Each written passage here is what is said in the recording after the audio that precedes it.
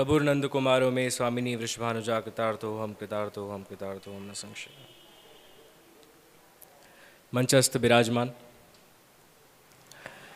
पूज्य पितृचरणना स्थान पर विराजमान प्रिय काकाजी एवं समस्त बांधनी गामना वैष्णवों ने एमनी रसमय वाणी थी आह्लादित आनंदित करता एवा पूज्य અને પ્રિય શાસ્ત્રીજી અને બાંધની ગામના અમારા બધા આ સમયે ઊંઘતા વૈષ્ણવ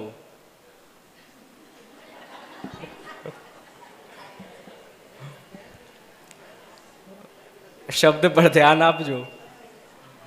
ઊંઘતા કેમ કીધું કે તમે બધા છો ને અહીંયા જે પાછળ બેઠા છો એ તો એકદમ નીરસ થઈને બેઠા છો અને જે આગળ બેઠા છે એ પૂજ્ય કાકાજીની જે ઇન્સ્પાયર કરે ને એવી વાણીથી થોડા થોડા ચહેરા પર એમના દેખાય છે, મને થોડો આનંદ દેખાય છે. પણ જે પાછળ બેઠા છે ને એમને પૂછ્યું કે અવાજ તો આવતી હતી ને બધાને પાછળ આવતી હતી ને? હા કે ના તો બોલો, મને સમજ પડે છે.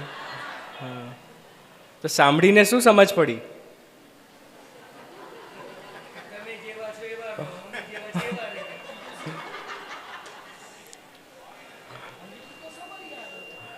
જો પૂજ્ય કાકાજીએ આજ્ઞા કરી કે પુષ્ટિ માર્ગમાં જે વૈષ્ણવનો મૂળ છે ને એ વાણી છે, તો શ્રી આચાર્યચરણ ખૂબ સુંદર આજ્ઞા કરે છે કે અનુકૂલસ્ય સંકલ્પ પ્રતિકૂલસ્ય વિસર્જનમ. હે ને? તો આપ આટલો સમય આપને આપ્યો અને એટલું સુંદર જે પુષ્ટિનો સ્વરૂપ સમજાવ્યો, તો એનો નિચોડો શ્રી આચાર્યચરણની વાણીમાં છે કે જે પ્રભુને ના રૂચે એનું આપણે વિસર્જન કરીએ અને જે આપણા પુષ્ટિ પ્રભુને રૂચે એનો આપણે સંકલ્પ લઈને આપણા જીવનમાં એને માણીએ.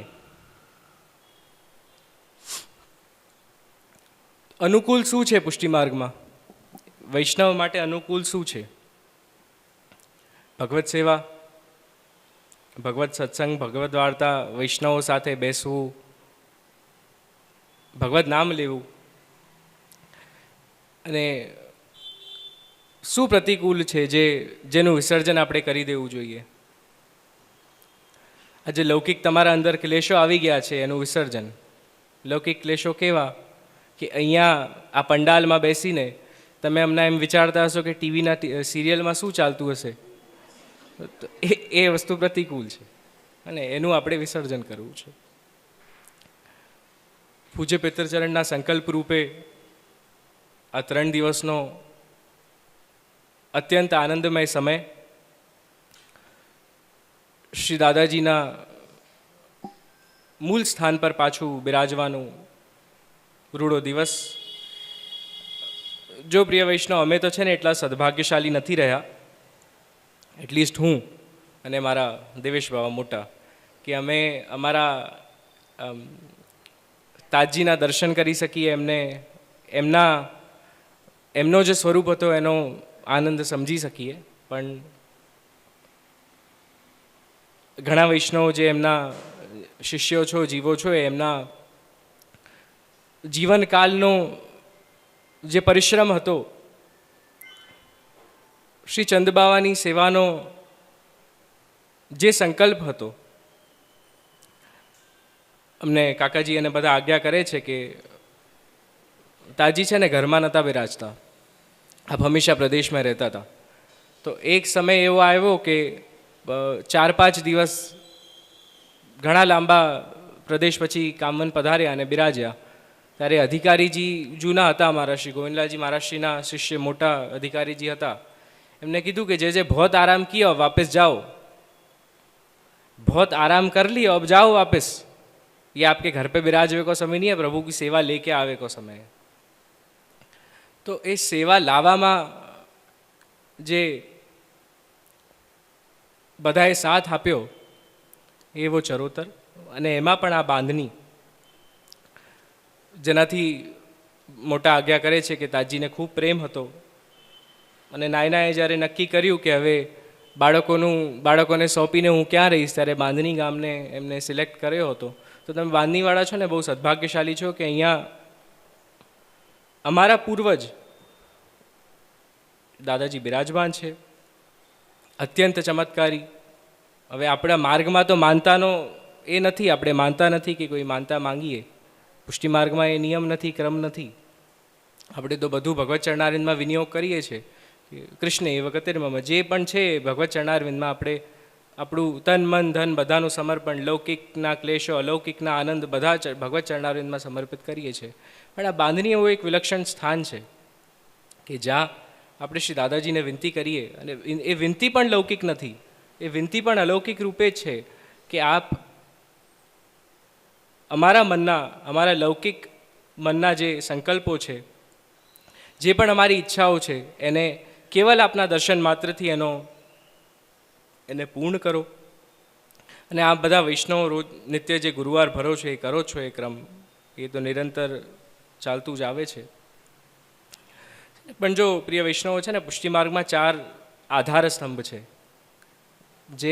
જે પણ જ્યારે પણ તમે માનતા લેવા જાઓ ને, ત્યારે એ 4 આધાર સ્તંભોને યાદ રાખજો.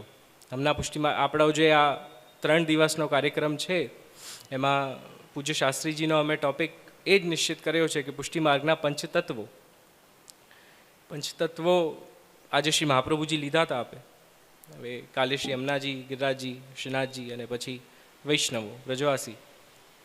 તો આ પુષ્ટિ માર્ગના 5 તત્વો આપણે લીધા. પણ એ 5 તત્વોને પ્રાપ્ત કરવાના જે 4 આધાર સ્તંભ છે ને, એ કયા છે? જો સેવા, ભક્તિ, સત્સંગ અને સમર્પણ. આ 4 જે આધાર સ્તંભ છે, એ લઈને તમે કોઈ પણ લૌકિક કે અલૌકિક હૃદયમાં ભાવ રાખો ને, તો એ આનંદથી પૂર્ણ થાય છે. સેવા કેવી? તમે તાજી પાસે જાઓ, કોઈ પણ આપણા મનનો સંકલ્પ નહીં કે અમને કે હવે તાજી આ કૃપા કરો દાદાજી, તો સેવા કેવી કે એમને વિનંતી કરો કે આપ નિત્ય અમને દર્શન આપો. અહીંયા રહો છો બધા, પણ હાથ ઊંચો કરજો, કેટલા રોજ એમના દર્શન કરવા જાઓ છો? ખોટા હાથ ઊંચા ના કરતા, ખબર પડી જશે અમને. હું આવું છું ઘણી વાર. જેટલા રહો છો એમાંથી કેટલા રોજ એમના નિત્ય દર્શન કરવા જાઓ છો? કેટલા લોકો છે એમાંથી 20% લોકો જાઓ છો. તો હમણાંનો વૈષ્ણવ કેવો છે, એક સમય થોડો વધારે થઈ ગયો છે, પણ તો પણ એક બહુ છે ને, મારી બહુ પ્રિય વાર્તા છે. હું દર વખત ઘણીવાર મને જે આજના વૈષ્ણવને ડિફાઇન કરવા માટે જે યાદ આવે છે ને, દર વખતે એ જ આવે છે કે એકવાર છે ને, એક વ્યક્તિ ચાલીને જતો હતો, તો એનો છે ને પગ સ્લીપ થઈ ગયો, તો એ એક કૂવામાં પડ્યો. હવે એમાં છે ને એક વડ હોય, બનિયન ટ્રી વડ, એની જે લતાઓ હતી એના પર લટકી ગયો, અને નીચે છે ને વિશેલા સર્પ હતા, અને વટવૃક્ષની જે લટાઓ છે ને એની ઉપર મધમાખીનો છત્તો હતો. તો એ પોતાના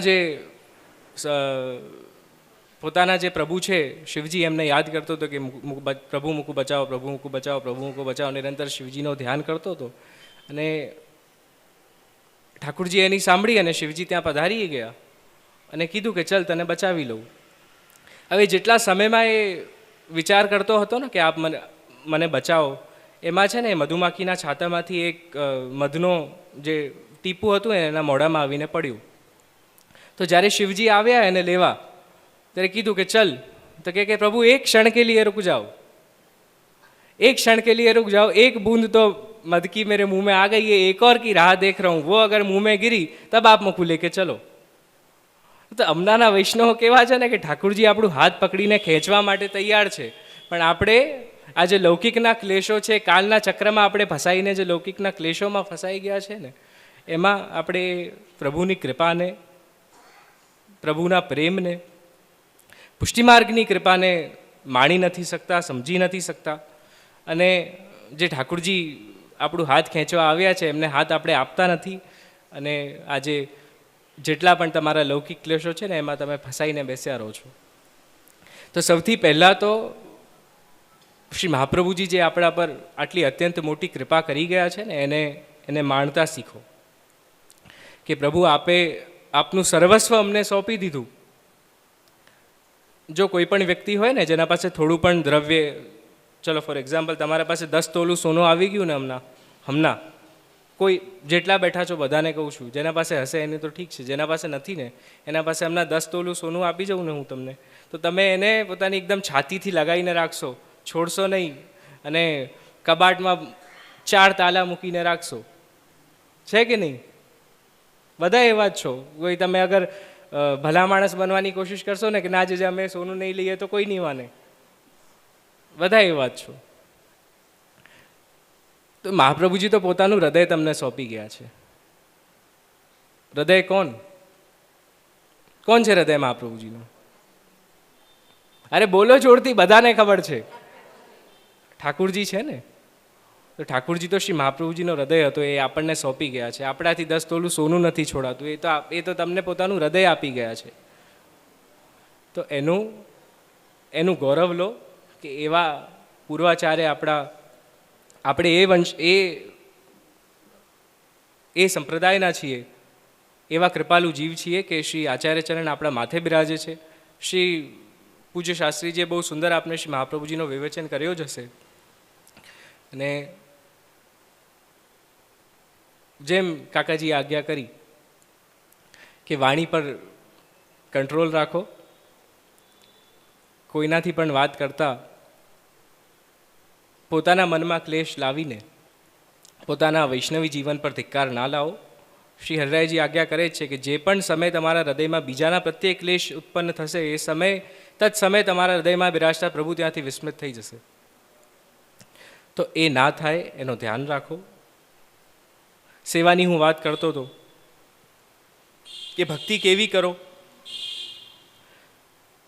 તો ભક્તિ એવી કરો કે નિત્ય ઠાકુરજીને ઈચ્છા થાય કે આ મારો જીવ મને યાદ કરે. પ્રભુ જ્યારે ઈચ્છા રાખશે ને કે મારો જીવ મને યાદ કરે, ત્યારે હું 100% તમને ગેરંટી આપું છું તમારા હૃદયમાં આવીને પ્રભુ બિરાજમાન થશે. તો ભક્તિ એવી કેવી રીતે થશે કે જ્યારે આ લૌકિક ક્લેશોના ચક્કરમાંથી તમે બહાર જશો. તો કોશિશ કરો કે આ 3 દિવસનો જે ઉત્સવ છે, આ હોલમાં આજે આટલા વૈષ્ણવો છે, કાલે બીજા વૈષ્ણવોને તમે સાથે લાવો. જેમ આપે આજ્ઞા કરી કે તારા થકી કોઈ વૈષ્ણવ થાય તો તું વૈષ્ણવ સાચો, તારા સંગનો રંગ લાગે ના લાગે તો તું વૈષ્ણવ કાચો. તો તમારા સંગનો રંગ લાગે બીજા વૈષ્ણવોને, એમને લઈને આવો.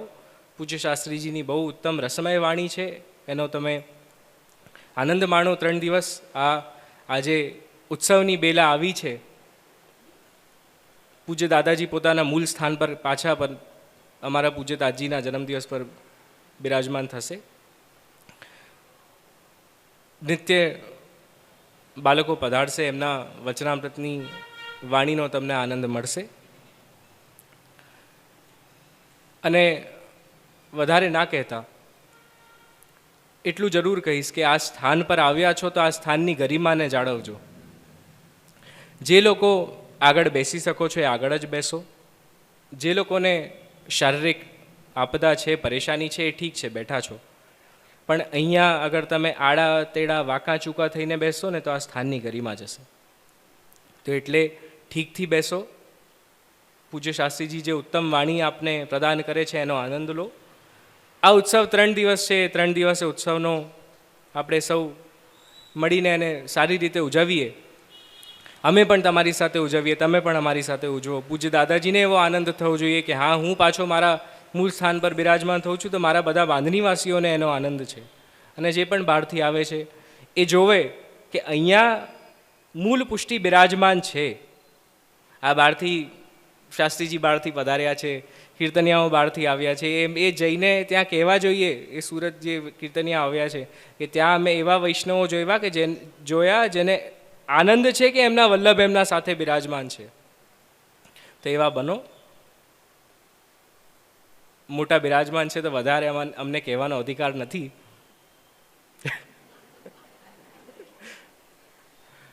આ પિતા છે અમારા, તો અમે વધારે તમને નથી કહી શકતા. તેવી કોશિશ કરો કે આ સ્થાનની ગરિમા જાળવો. આ 3 દિવસ આપણે ઉત્સવનો આનંદ લઈએ. એવો જ આનંદ 3 દિવસ મળશે. અને 15 તારીખે આપણે ધૂમધામથી દાદાજીને પાછા પધરાવીએ એમના સ્થાન પર. અને પુષ્ટિ માર્ગના પંચ તત્વો જે શાસ્ત્રીજી આપને સમજાવે છે એને શુદ્ધ હૃદયથી બહારની જ્યારે અંદર આવો ને ત્યારે બહારના બધા ક્લેશોને છોડીને આવજો. ચંપલ ઉતારો ને એ સાથે તમારા બહારના જેટલા પણ વિચારો છે ને ત્યાં ચંપલ સાથે મૂકીને પછી અહીંયા બેસજો. ત્યારે જ તમે વાણીને ગ્રહણ કરી શકશો. તમારા જે ક્લેશની ચંપલ અગર પગમાં રહેશે ને તો એ અલૌકિકનો આનંદ તમે હૃદયમાં નહીં પધરાવી શકો. તો 3 દિવસ આપણે એનો આનંદ લઈએ. વધારે ના કહીને પૂજ્ય કાકાજીના ચરણારવિંદમાં શ્રી ગોકુલેન્દુ પ્રભુના ચરણારવિંદમાં પોતાની વાણીને વિરમું છું. ઇતિશું.